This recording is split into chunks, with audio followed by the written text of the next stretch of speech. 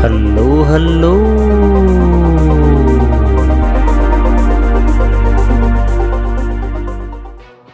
LC135 so adalah sebuah motosikal yang paling banyak configuration option block option aftermarket dekat dalam Malaysia. Sebagaimana motosikal-motosikal yang lain macam Y15ZR juga merupakan hasil daripada DNA LC135. So, saya dapat idea untuk create video kali ini. Konten hari ini adalah daripada soalan yang diajukan di ruang komen untuk video-video yang lepas, yang mana ada subscriber yang minta untuk saya sharekan pendapat tentang Yamaha LC135 spek 62mm.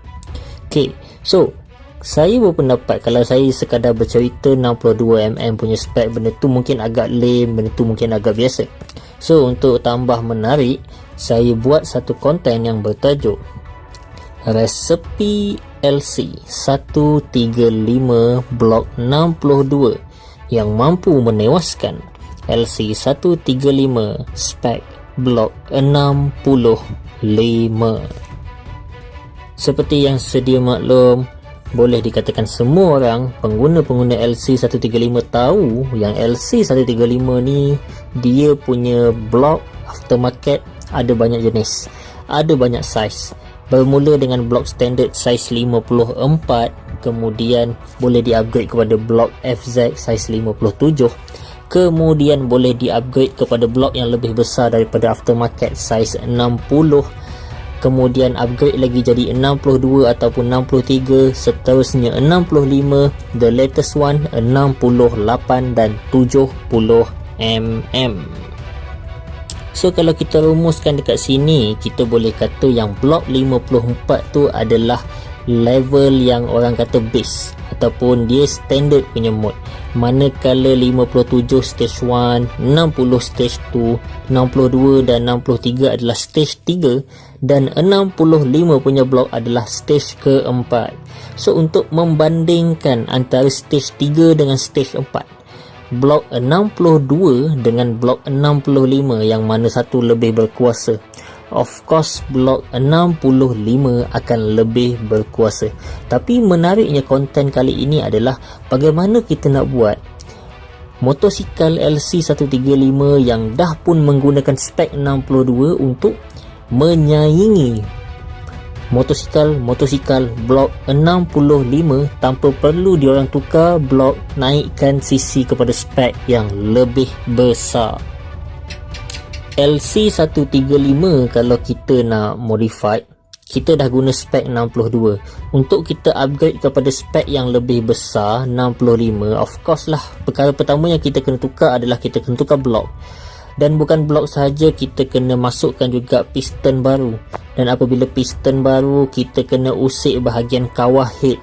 Mungkin jika perlu, kita akan usik pada bahagian valve untuk besarkan balik valve untuk tingkatkan aliran supaya sesuai dengan selera blok 65. So kalau ditanyalah kan, berapa anggaran kos yang diperlukan daripada 62 membawa ke 65? Of course lah, angkanya paling sikit 500 ke atas. Sebab banyak benda yang kita kena fikir.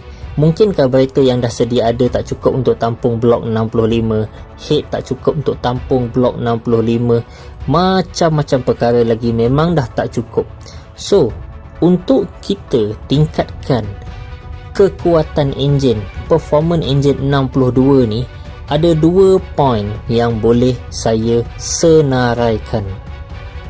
So yang pertama, kita kena tingkatkan kemampuan pernafasan enjin itu sendiri.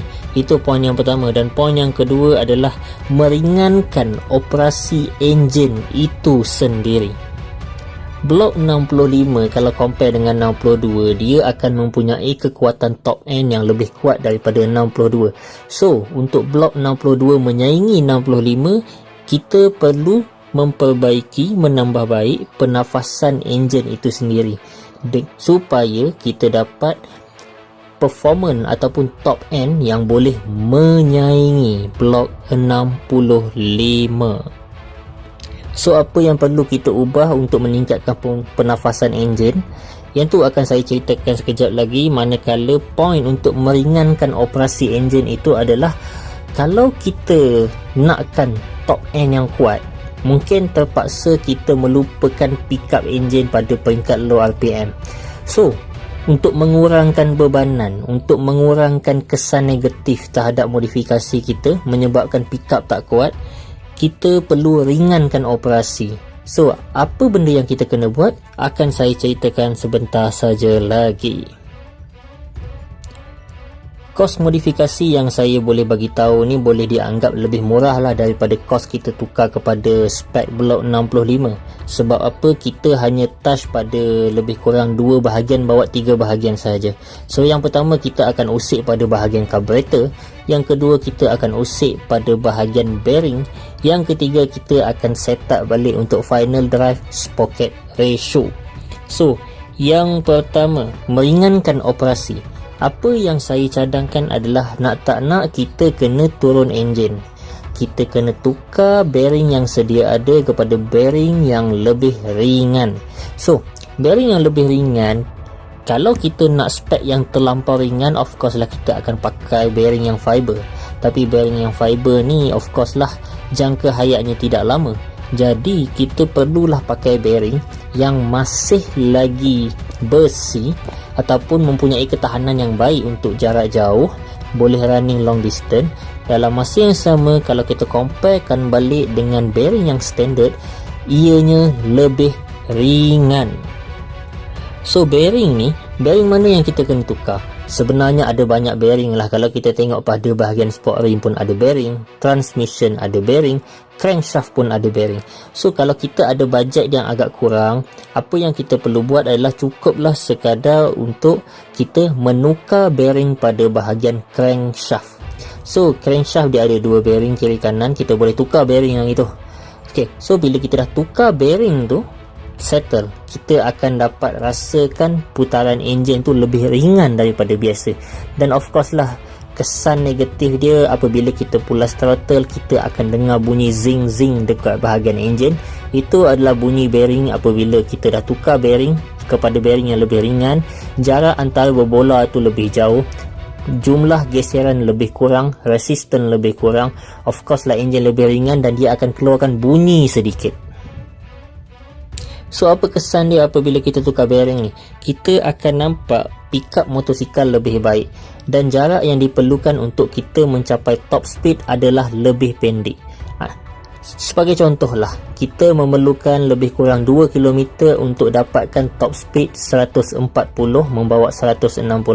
Tapi selepas tukar bearing ni, kita memerlukan lebih kurang 1.5 membawa 1.4 km sahaja jarak untuk dapatkan top speed. So dekat situ kita nampak dia punya performance ataupun acceleration ataupun pick up pecutan adalah lebih baik daripada penggunaan bearing yang standard.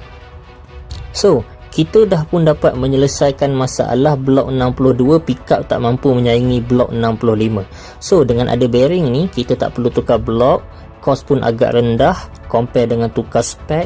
Ini adalah cara yang lebih baik. Dan sebenarnya kita tak ubah apa-apa spek pun pada bahagian blok. So seterusnya, untuk meningkatkan pernafasan yang lebih baik, of course lah kita akan touch pada bahagian carburetor. So carburetor, memenangkan LC135 masih lagi menggunakan sistem carburetor, belum lagi menggunakan sistem fuel injection. So adalah lebih baik untuk kita melihat carburetor tu sendiri. Kebanyakan pengguna LC135 yang telah pun upgrade dia punya spek daripada standard masih lagi menggunakan carburetor dari jenis round slide. So saya sarankan boleh diubah, dikonvertkan kepada spek yang slide petak. Slide petak ni apa yang menariknya adalah of course lah dia punya respon carburetor, respon throttle adalah lebih baik daripada biasa. Sebab panjang slide itu sebenarnya dah pendek, benda tu memberikan impact yang sangat-sangat jelas pada bahagian respon enjin. So yang keduanya, kebanyakan carburetor yang slide petak ni ada disertakan dengan sistem power jet.